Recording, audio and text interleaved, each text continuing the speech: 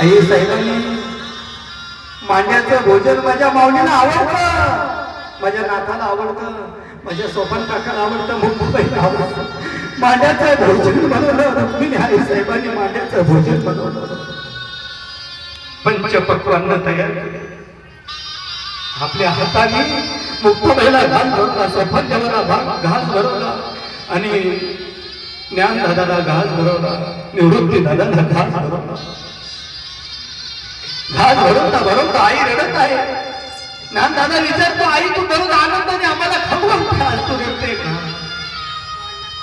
माझ्या लेकरांना शेवटची मांडे भोजन आहे, शेवटची पुरणपोळी आहे रे, शेवट. आई असं का बोलतो? सगळ्यांनी जेवण केली. आई साहेब ढळ रडू लागल्या. मध्यरात्र झाली.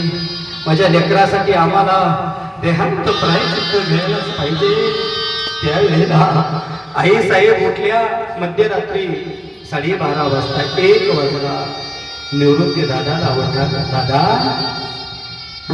निवृत्ती दादा उठले. दादा काय गाई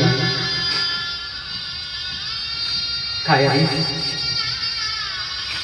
दादा तू मोठा आहे, तू हुशार आहे, तू जाणता आहे, तू ज्ञानी आहे. निवृत्ती दादा आम्ही देहांत प्रायश्चित्त घेतोय दादा तुमच्यासाठी लेकरांना. निवृत्ती दादा बोलू लागले, आई असं का बोलतीस? आई असं का बोलतीस तू? आई आम्हाला आई आहे, आम्हाला बाबा कुठे आई आहे? असं नको करू नका, असं नको करू आई, असं का बोलतेस आई? ज्ञान दादा काय माहिती काय म्हणेल, सोपन काका काय म्हणेल? मला शुद्धीपत्र आलं. ज्ञान दादाला 1 वाजता उठवलं. आई साहेबांनी ठरवलं मुक्ताबाईचा चांगला सांभाळ कर, हट्टी आई. ज्ञान दादाकडे लक्ष ठेव, सोपन काकाकडे लक्ष ठेव. निवृत्ती दादा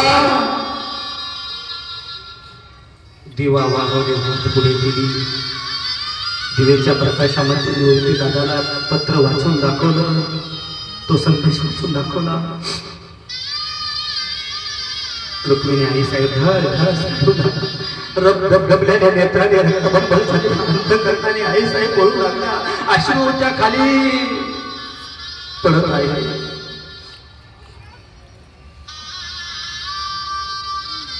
डोक्यावर हात फिरवला. निवृत्ती दादाच्या पाठीवर हात फिरवला. मुक्ताबाईच्या जवळ गेल्या.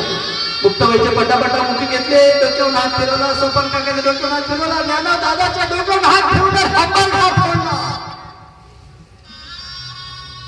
विठ्ठल पंताने सांगितलं, मुक्ताई आवर आवर आवर, ज्ञान दादा आहे आवर. निवृत्ती दादा ढळ सोडू दरवाजापर्यंत आई साहेब आल्या. पुन्हा पाठीमागे फिरल्या. पुन्हा ज्ञान दादाच्या जवळ गेल्या. माझा दादा कोमल आहे, माझा दादा कोमल आहे, कोणाला बरं शब्दानं न धरणारा माझा ज्ञान दादा आहे. रुक्मिणी चाला.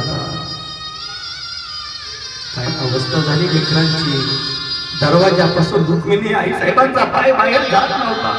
त्यावेळेचे उद्गार आहे, बांधल्या पेंडीचा सुटला से आळा, तोरण रानो माळा झाले जैसे. पेंडी बांधलेली असावी, तिचा आळा सुटावा.